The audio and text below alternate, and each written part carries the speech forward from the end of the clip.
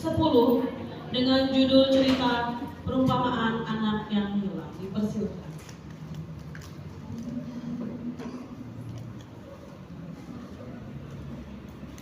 Shalom.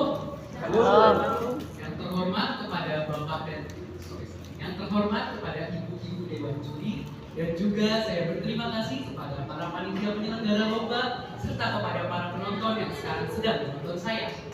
Pada hari ini, di hari yang indah ini, akhirnya saya, Semi William Emergenson Tapubulon, perwakilan SMP Negeri 6 Balikpapan, akan bercerita. Cerita yang akan saya bawakan bertemakan perumpamaan anak yang hilang, terdapat dalam Injil Lukas pasal yang ke-15 ayat 11 sampai 32. Sebelum saya cerita, sepertinya saya tidak perlu pakai mic ya. Suara saya sudah keren.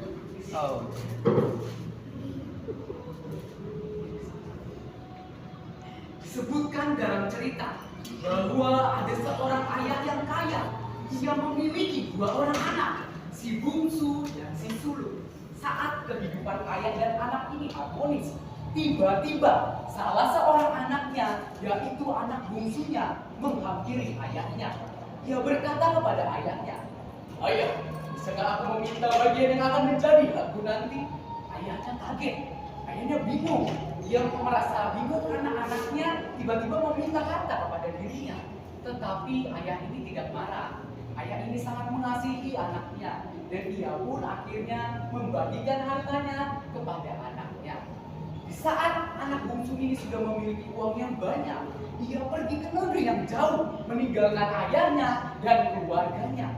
Di saat ia tiba di negeri yang jauh itu, ia di sana berkehidupan sangat glamor. Ia di sana berkehidupan sangat mewah. Ia di sana berkehidupan sangat boros. Ia beli sana sini. Ia beli yang tidak penting. Dan dia hidup semena-mena. Dan di saat karena kesemenaannya itu, akhirnya uangnya pun habis. Di saat ia tidak punya uang, terjadi bencana kelaparan di negeri yang ia tinggali.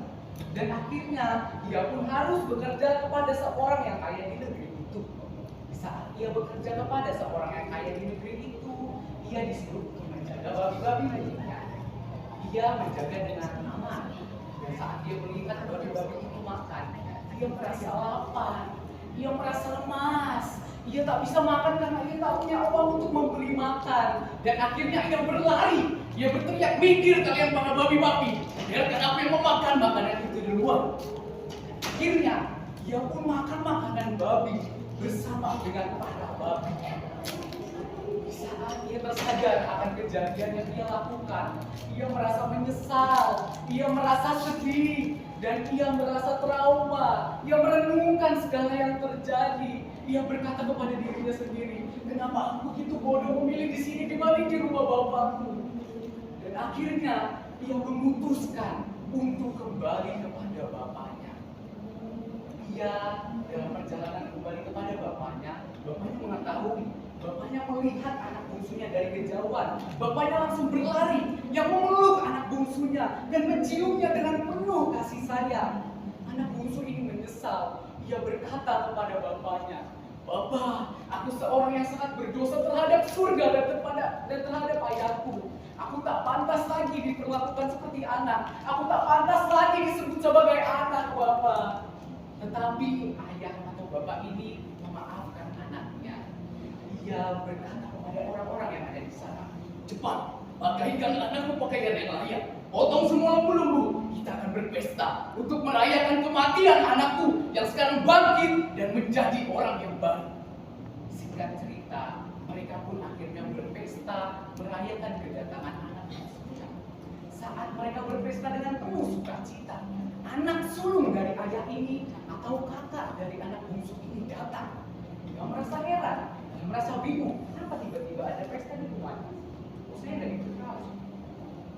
Dan akhirnya ia menanyakan kepada seorang yang ada di sana. Dan betapa kagetnya, betapa marahnya ia saat mengetahui adiknya kembali. Dia langsung teriak, "Kenapa dia masih berada di sini? Bukankah dia sudah meninggalkan kita? Aku tidak akan sudi untuk datang dan berpesta merayakan kedatangan yang lagi." Ayah ini pun mengetahui kemarahan anak sulungnya. Dan akhirnya ayah ini menghampiri anak sulungnya. Dia berkata dengan baik-baik. Ia membujuk anak sulungnya. Dia berkata, adikmu ini sudah mati dan dia dihidupkan kembali untuk bertaubat. Dari cerita ini banyak sekali yang bisa kita pelajari, bahwa kasih sayang seorang ayah, kasih sayang seorang orang tua itu sangat besar terhadap anaknya.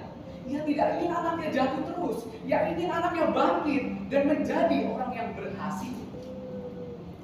Dan kita sebagai anak-anak harus lebih menyayangi orang tua, lebih menghargai orang tua, dan menuruti perkataan orang tua. Seperti Yesus yang sangat cinta kepada seluruh manusia, ia rela mati dan menebus dosa kita. Ada satu ayat emas bagi kita semua, terdapat dalam Lukas 15 ayat yang ke-24. Saya bacakannya. Sebab anak ini telah mati dan menjadi hidup kembali. Ia telah hilang dan didapatkan kembali. Sekian yang saya ceritakan. Saya harap ini bisa mengubah kita lebih nurut kepada orang tua. Sekian dari saya, nomor urut 10. Terima kasih. Tuhan Yesus memberkati. Shalom.